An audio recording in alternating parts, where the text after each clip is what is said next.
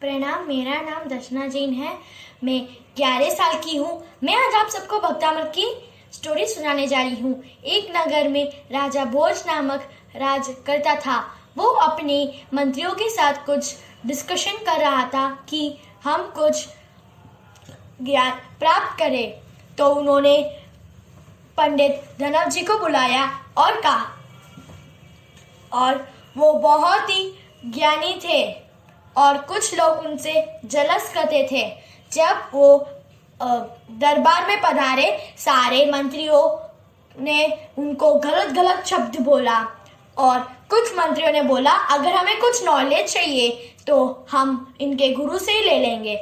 मातुंग आचार्य जी को उनका गुरु का पता उनका गुरु का नाम पता था। उनका गुरु का नाम है मातुंग आचार्य जी।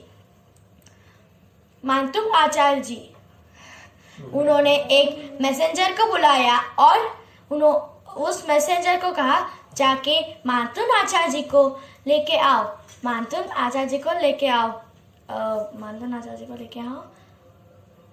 तो जब वो मातुंग आचार्य जी के पास गए और उन्होंने हाथ ऐसे रखकर उन्होंने झुककर बोला, आपको महाराज ने राज दरबार में बुलाया है, बहुत ही रिक्वेस्ट से ऐसे बोला था। और मातुंग आचार्य जी ने बोला, हम तो निकंबर स्वामी है। हम निगंबर स्वामी है। हमने तो सब कुछ त्याग कर लिया है, इसलिए हम अब राज दरबार में नहीं आ सकते। ये सब महाराज को बताया और महाराज ने बोला, वापस एक बार रिक्वेस्ट करके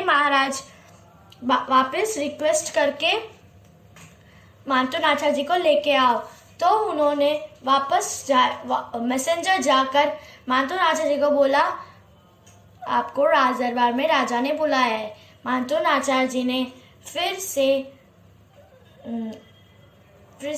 मातुंग आचार्य ने बोला, मैं नहीं आ सकता।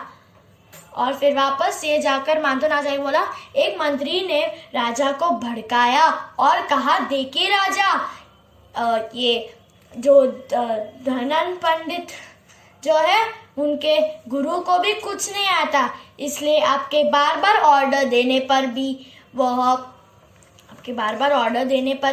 वो आपकी डिसरिक्वेस्ट कर रहे हैं। तो इसलिए आपके दरबार में नहीं आ रहे हैं।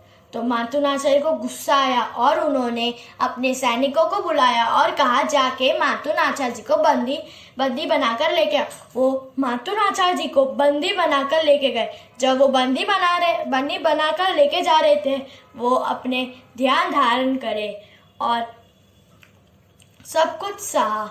और फिर जब वो गए तो राजा ने नहीं आने का कारण पूछा, तो भी मुनि महाराज चुप रहे, धारण करे। और महाराज को और गुस्सा आया। गुस्से में उन्होंने बोला कि इन मुनि महाराज को लोहे की बेड़िया से हथकड़े कराए। पूरे शरीर में मुनि महाराज को हथकड़े लगा दे, हैंडग्लव्स लगाए पैर और हाथों में। उनसे मुनि महाराज से चला भी नहीं जा रहा था और उनको 48 तालों में बंद किया और हर दरवाजे पर ताला लगा दिया।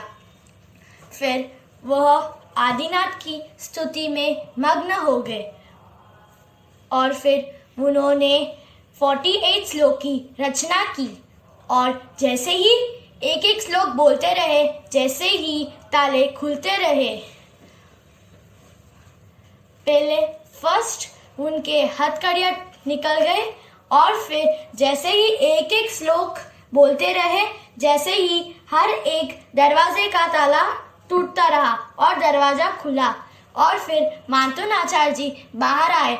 ये सब देखकर सैनिक जाकर महाराज को बताए। महाराज ने बोला कि ये तो भगवान की स्तुति में थे। भगवान की स्तुति से हमें इतना लाभ मिलता है। और फिर उन्हें अपनी गलती रियलाइज हुई और वो जाकर मातुन आचार्य जी से फॉरगिवनेस मांगी। उन्होंने रेस्पेक्ट से मातुन आचार्य जी को फॉरगिवनेस मांगी। 48 जो श्लोक थे ना, वो उसे ही तो भक्तामृत सूत्र बोलते हैं। यह भक्तामृत बहुत ही पुण्यशाली है और मैं आपको कुछ भक्तामृत के सूत्र का मतलब बताने जा रही हूँ। 48 श्लोक हेल्थ के लिए, 6th श्लोक दिमाग के लिए और 3रा श्लोक आंखों के लिए है। धन्यवाद।